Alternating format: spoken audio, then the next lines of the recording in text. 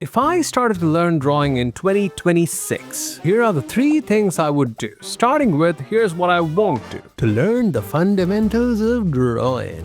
This, by the way, is an advice every artist under the sun gives you, and heck, I'm one of the biggest proponents of that advice because learning the fundamentals of art, the basics, will allow you to draw everything and anything that you've ever wanted. You're like Thanos with the Infinity Gauntlet. You can snap your way into drawing whatever the heck you want to draw. But, there is a big but right here. After having practiced drawing 15 years or so and having taught a bunch of people to do the same, I've noticed that you need to get a couple of core pieces right in the first place before you start your artistic endeavors, or else you'll end up getting frustrated, lost, disappointed, and heck, you might want to even quit this thing after a couple of years down the line. Now, why would you want that? We don't want that. So the first thing I would do if I'm starting to learn drawing this year is step 0. Yeah, there's a step 0, which is start with why. Man who has a why can bear almost any house, said a wise man from Germany once. So that means the question is, why do you want to draw? Do you want to create awesome art from your imagination, build a social media following, host an art show, make a book, make some comic books, illustrations, or you just want to feel more in the life than the jobs that we simply do so that you have a creative practice that gives you life meaning? That's going deep. The thing is, there are no wrong answers. Heck, there's not even a right answer. You just need to get one so that you can have a direction. And know that it's fine to not be clear at this point. Your why will evolve over time and gain more clarity as you go through this process. So just get one down and get to the first step, which is forming the habit. That is step 1. Most people think learning to draw looks like this. You decide to draw, you watch a bunch of tutorials, you make art and become the awesome artist ever. But that is basically fantasy land. This is how it actually works. You decide to draw, you realize you suck and you have some issues, and then you need to fix it by watching some tutorials, and then you draw again and more issues will pop up and you'll watch more tutorials or learn from people, correct your issues, draw more issues, correct, draw more issues, and you keep going, you make art, you die, sun swallows the earth, and that's the end of the universe. This is how it actually works out in the real life when it comes to learn drawing. And what you don't want to do is spend this phase looking for information, but rather spend this phase forming a habit. Here's what I would do. I would just get a couple of pens and sketchbooks, sit down first thing in the morning after I wake up, not literally, you can grab some coffee and go to the potty and all that stuff, and draw for 6 to 10 minutes a day, and then do it for 100 days. If I feel like drawing more on any given day, I can draw more. If not, just 6 minutes. Now you might ask, yes broski, what do I draw? Well, you can just copy anything that aligns with your why. And you might ask, but man, my drawing sucks. I don't know how to draw the thing I want to draw by copying it. Now, I get that fear, but here's the false misconception. It's not that you don't know how to draw what you want, it's just that you don't know how to draw it well. And that is completely fine. So draw it badly. Whatever you want to draw, look at something and copy it.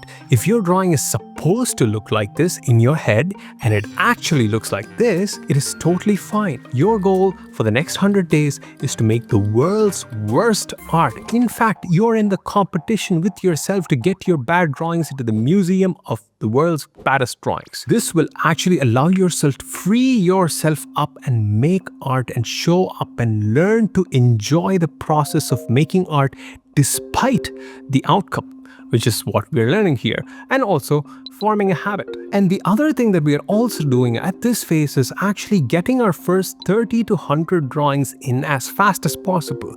It's very common for beginners to think that the more time you put into things, the better the art will be, when in reality, the drawing that you make that takes you 10 minutes 5 years from now will beat the drawing that you make today that takes you 10 hours. And that is probably because you have gained speed and skill all at the same time. So then that means we got to get our crappy drawings out of the system and make the good drawings come out slowly over time. And for that, we just need to do a whole lot of volume of work. And that is the whole point of this forming the habit, making a lot of drawings phase. And once you do that, here's the most important part. You stop and you ask yourself questions. I wanted to be a comic book artist, and I spent the last 100 days drawing characters. My characters look wonky. Why does it look wonky? Oh wait, I probably need this or that. Oh wait, I probably need the fundamentals. There you go.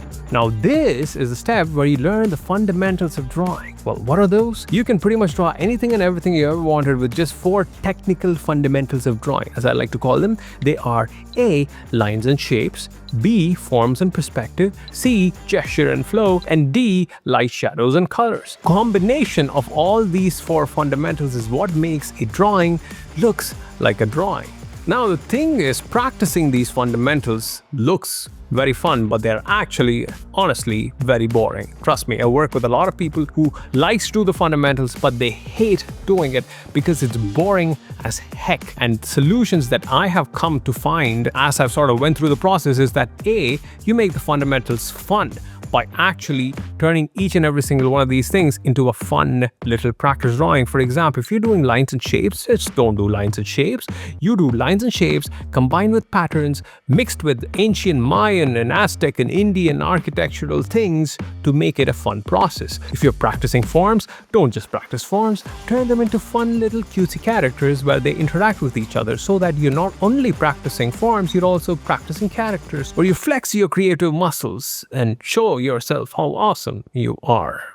Maybe that's not the goal. So you get the idea, you make them fun, but that is sort of like a face level thing. And here's what I would actually do. After specifying my why, forming a habit, drawing daily first thing in the morning, fixing my fundamentals, I would actually start with doing a project. Yeah, a project. Call me biased, but most of the people who I've come across who are training to be an artist have some dream project in their head that they always wanted to do. But the skills that they have at the moment do not meet the requirements of doing those dream projects. So what they do is they wait and they practice for years before they get to do those dream projects. But in most cases, all I've seen is that these folks never do their dream project. And that is a sad thing. So let's fix that up. If I had just started to learn drawing this year, after my first 100-day challenge, here's what I would do. I would start to take my dream project and do a small 30-day version of it. That is it. A very small, contained 30-day project which has a start and an end.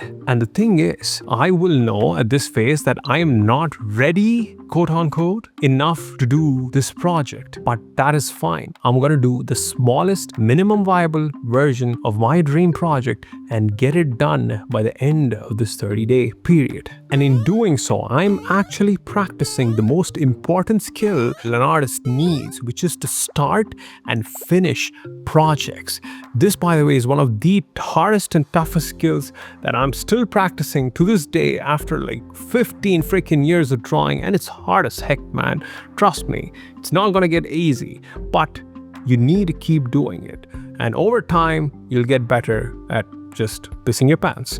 Now, if you think a 30-day project is too much, here's what I would recommend. Start with a 5-hour project. That is literally a day, or a 48-hour project, just 2 days. If you do 100 days of sketching challenge, you're allowed to do 30-day project. If you just do a 30-day sketching challenge, you're allowed to do like a 5 to 14-day project, because each of these things requires skill to start and finish and go through the hooplas that your mind throws at you, and it's very hard to do those mental gymnastics. And once you jump through all those hoops, you finish that project and you put it out. And know that it's easier said than done. And once I'm done with this project, I'll go back to my why, update it, clarify it, and then pick up another project, clarify my habit, learn more fundamentals or any other skills that is required to do the project, and start the project and finish it. These pieces are like mini puzzles in the large game that we play, and you just constantly go through these things back and forth. And over time, you'll make those drawings, kick butt, be a creative badass, and then you'll die. But guess what?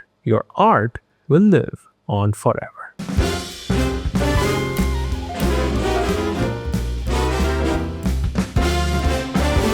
Well, that turned pretty dark. That was pretty dark indeed. Yeah, that is right. Maybe I just need waffles and some chocolates and some TV. 3 good things in life: waffles, chocolates, and TV. And sleeping late at night. That's my kryptonite. Kryptonite.